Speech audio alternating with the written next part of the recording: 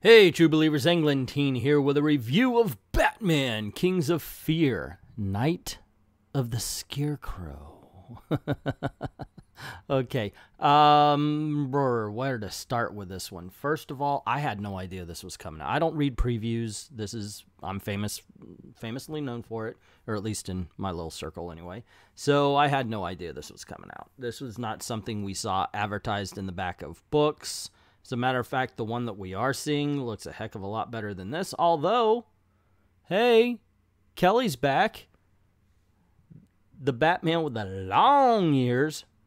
The cover here, gosh, you know, I like his art, but it's kind of dull. It's at least in the comic book. This scene really does exist, and we'll get to that. That's part of the problem. But otherwise, I just think it's a very typical, just boring cover. And then we have the other one, which is a great art piece. I like this. This would make for a good poster. For a cover, once again, it's kind of bland. That's just me. Once again, I mean, I know that sounds funny because I'm actually saying it's a good art piece, but yeah, as far as it doesn't tell you anything.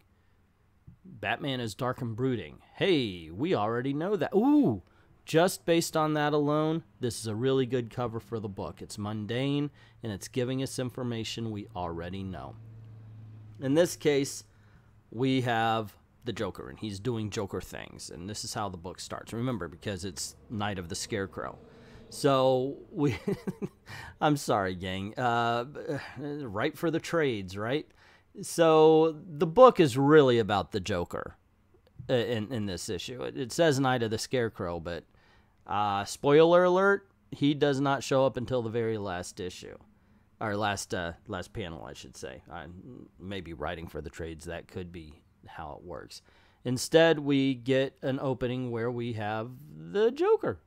And he's doing Joker things, and it's all about, hey, guys, thanks for working with me, but I'm crazy, so I think I'm going to go off and kill one of you. And it takes a page or two for that to happen. I mean, like, literally, he's talking, and then he whacks somebody up the side of the head, and that's when Batman comes in. And I'm watching it. Every time I see this, I wonder, why? Why are you working for the Joker? He has to be known for this. You know, in whatever underworld thug city, whatever they live in, it has to be known that if you work for the Joker, you have the chance that he's just going to turn around and murder you. What's the pay on these guys anyway? Because you figure if there's a heist or something like that, does he pay up front, or is it a promise that if it goes off well? Anyway, okay, I'm digressing. Obviously, these are thoughts I've had about the Batman comics. It's just that's where my head went. I apologize, but when you bring in the whole fact that, hey, Joker killed another one of his henchmen, how does he have henchmen? I do not understand that. I just don't. Sorry, gang. I would love an issue devoted to hiring of the henchmen. That is a story I want to see. So here's the first of two fights we're going to get, where basically it's legs, faces, punches, and it's to show you basically the quick cuts that he's fighting, and he's beating up all of the bad guys.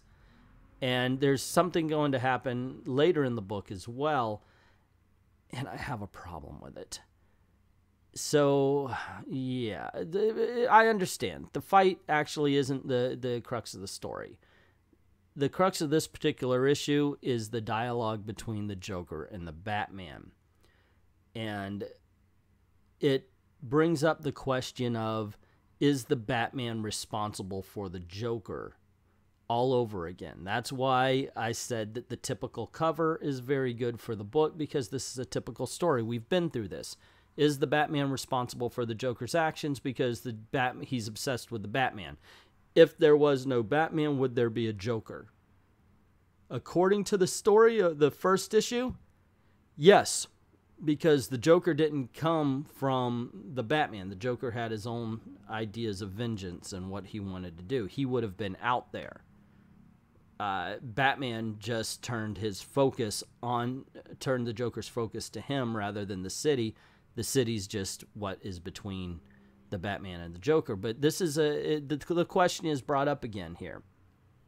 Not just by the Joker's dialogue and everything, but when he brings the Joker in, there's a nurse that's saying, "This is unacceptable. You're culpable to this."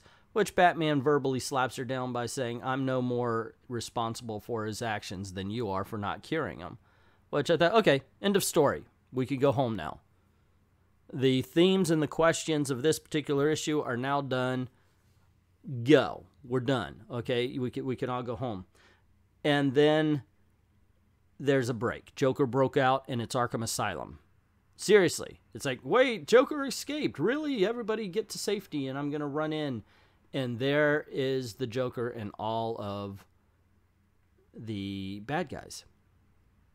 And he goes through the entirety of Arkham and Arkham City in 2 pages. I mean, literally beating up Bane, Mr. Freeze, Man-Bat, Poison Ivy, Riddler, I believe, was in there.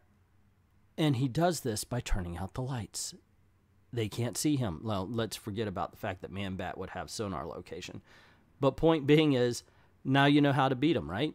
Anytime you come up against any of these bad guys, turn out the lights and beat the dust out of them. There's no more, "I was born into darkness." No, that doesn't help. Batman's going to turn the lights out on you and kick your ass up and down, left to right, all the way around Mulberry Street.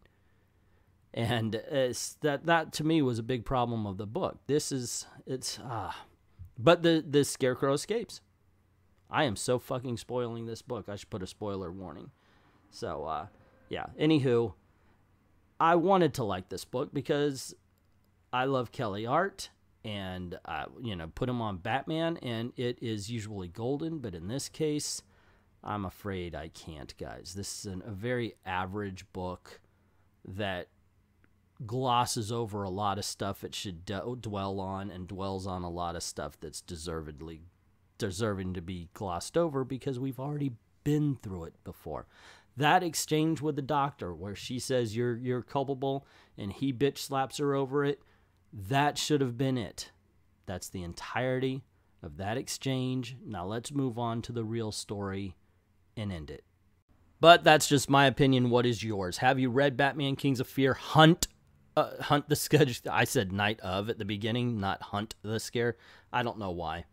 I looked right at it and I read the words and then I was like, I'll just explain it at the end, like I always do.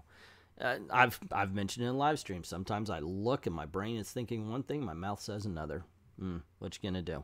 Anyway, let me know what you think of the book in the comment section below. Also, if you like this video, you want to see more, click like, share, get word out about the channel. That's always good. And don't forget to hit subscribe and notifications. Sometimes YouTube does their job. Not always. Not always, but sometimes. I hate for you to miss anything. Also, if you don't mind helping out the channel, go on over to Patreon. Drop $1 in the till. Helps keep the lights on and helps keep making videos for you. I'd like to thank everybody who's already done that. And to everyone, all of the true believers, thank you very, very much for watching.